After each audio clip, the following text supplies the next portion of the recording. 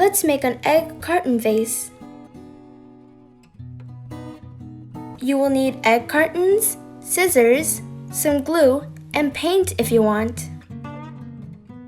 First, cut the lid of the egg carton into a shape of a head.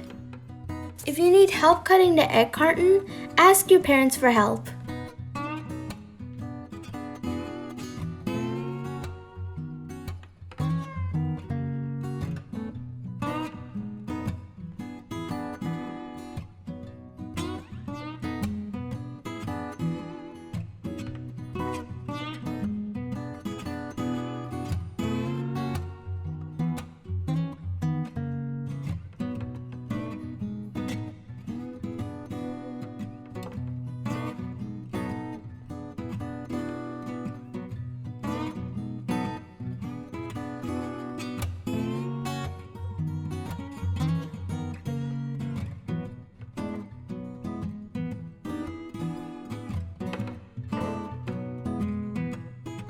Cut anything you want to put on the face, such as some eyes, a nose, a mouth, and eyebrows from an egg carton.